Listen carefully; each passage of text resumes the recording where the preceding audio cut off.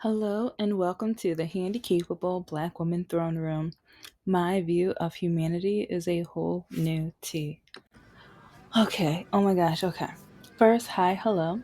Please don't forget to like, comment, and subscribe if you've been listening to the channel.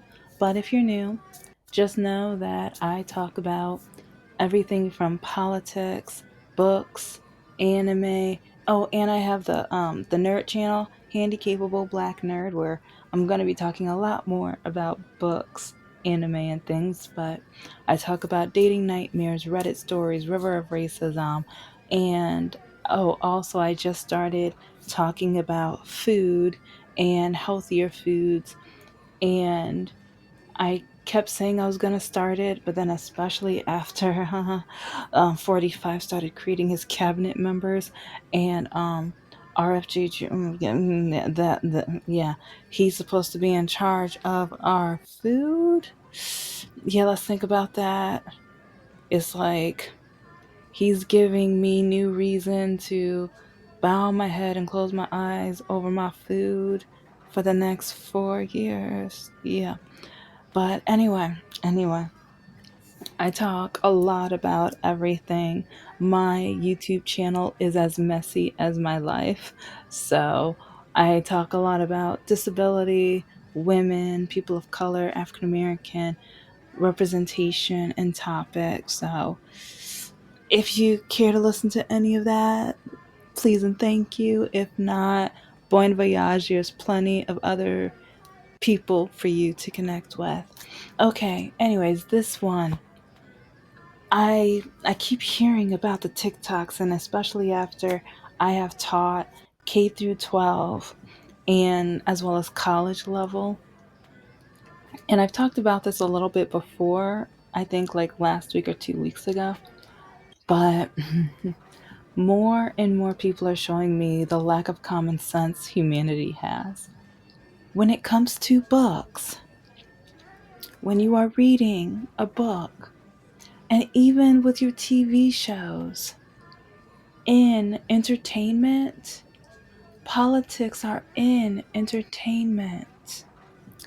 I know I did a few episodes about Hallmark movies and how a lot of them are about, especially the holiday movies, where it's this one woman who's working in the city, she has her full time career, and all of a sudden she has a project in a small town.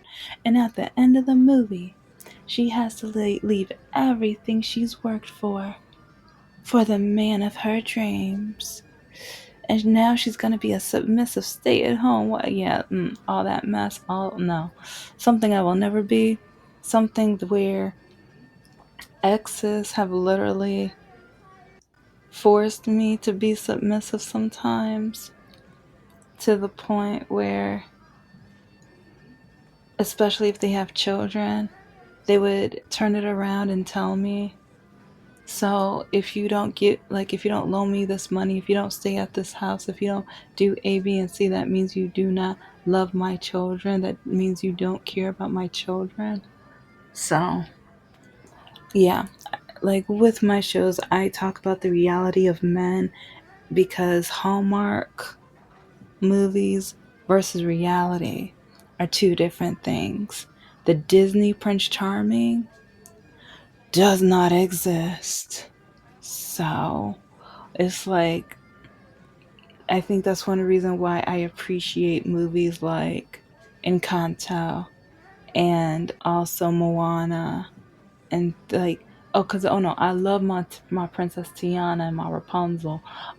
Even Rapunzel, she got that little bad boy, but it's like I've learned, I've dated men in prison or from prison. Like they weren't in prison when I dated them, but some of them were getting ready to go back in. Like part of me is just like, okay, aren't you supposed to have learned your lesson? Yes, I'm kind of off topic, but I'm going to hop right back on. Why in the world would you date somebody while you are planning on going back?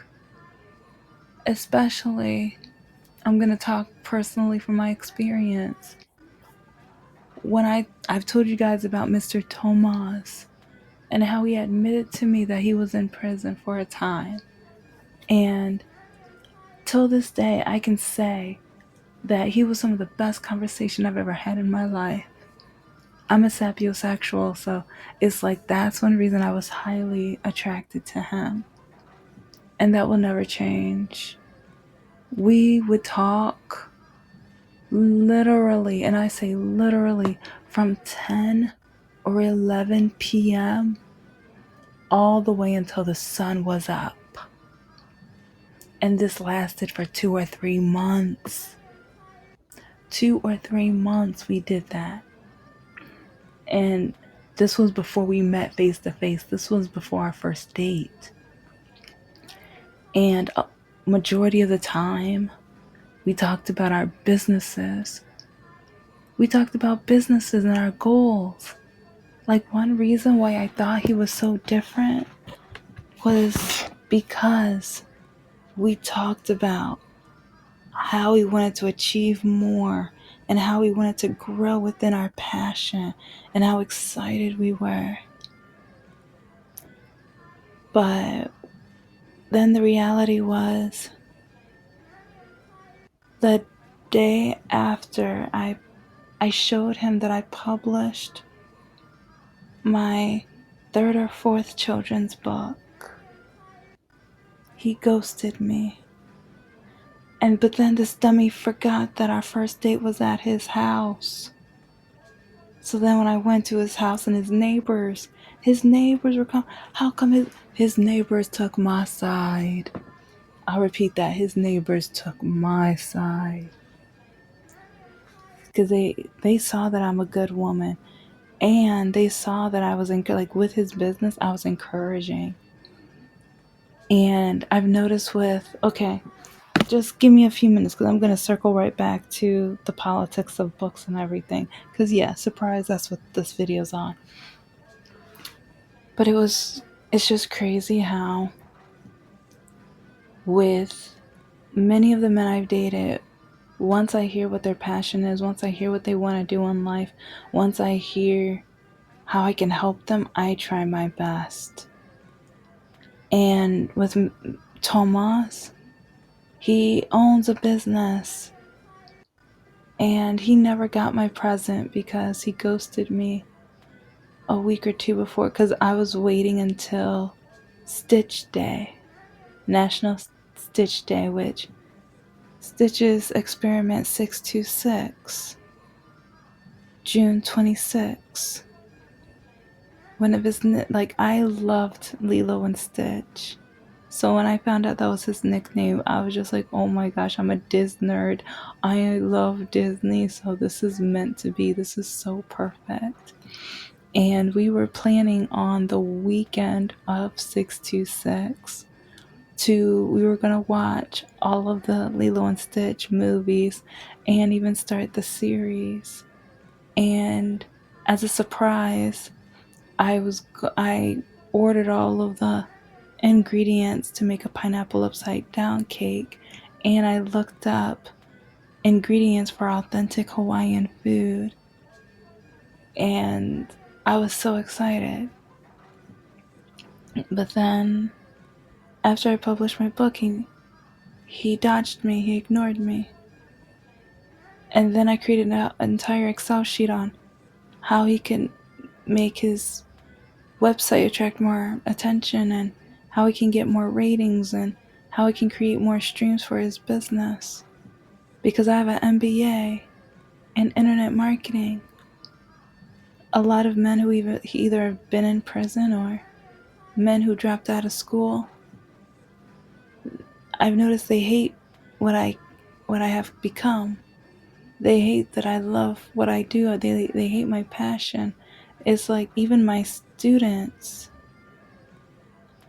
it's like some of them say that I get too excited. Some of them, they have literally complained that I take marketing and advertising seriously, that I'm too bubbly. And so, I mean, I know this is, well, no, I'm going to get to the topic, but you know what? Yeah, no.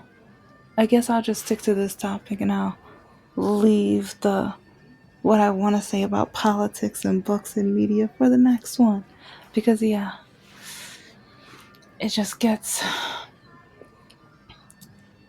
with, and this has been so many guys, because I had long-term relationships with Mr. No Heart and Mr. Lockakey. And with Mr. Lockakey, he wanted to be a rapper. And he said he was too old, and part of me was just like, well, technically, yeah. I was like, you're in your, because let's see, I think we were like 5 to 7 year difference between our ages. And so I think it was around 35 to 37 when we broke up. But I was still telling him, even though you might be too old to rap, why can't you produce and create music for someone else? And why can't you mentor other people to the point where maybe you can have your own music producing line or artist? And I even told him, like, what about YouTube? What about if you create the music for these artists? And like with cell phones and technology, like now it's so much better, but this is like right near the start of YouTube. And I was like, why don't maybe they can perform online, or maybe even find competitions. And but a lot of the men, whenever I try to encourage them, whenever I try to motivate them, they they dismiss me, they shove me to the side, or they tell me I'm idiotic, or they tell me I'm crazy. So when I get messages from men off Meet Me and they tell me they know somebody I know and they say that person says I'm crazy, I take it as a compliment, because a lot of these men who know me, they say I'm crazy because I'm determined. I'm crazy because I'm always willing to push my friends forward, even though I found out and realized most of them, it's like while I'm pushing them up, they're pushing me down. And that's one reason why we stayed stagnant, because how can I uplift somebody? Like, if you keep shoving me down, I can't lift you up higher than I can push you. So if you keep shoving me down, you're just gonna stay where you're at. But yeah, that doesn't make much sense to me. And that's how dating has been for me. Mr. No Heart, he begged me to start a business, and I've mentioned this before, but yeah, he begged me to start this business. And I did so much research, and I started the website, and I found clients. And I know I had a good business going, because when this no good idiotic fool who was too stupid to take advantage of the opportunity that I gave him, because his credit score was so low he didn't have a dime to his name, he needed to beg me for the money. Begged me for the money. But then 6 months after we started, he gave up and told me he quit. And he left me hanging. He didn't pay me a dime for that equipment. Over $1,200 for a majority. But then I started backtracking. I'm like, hold up, that was only one of the times we went to Home Depot. And then also the seeds and the fertilizer and everything else. Yeah, it's in between around probably $2,200 to $2,500. And this man begged me. He begged me to start this business.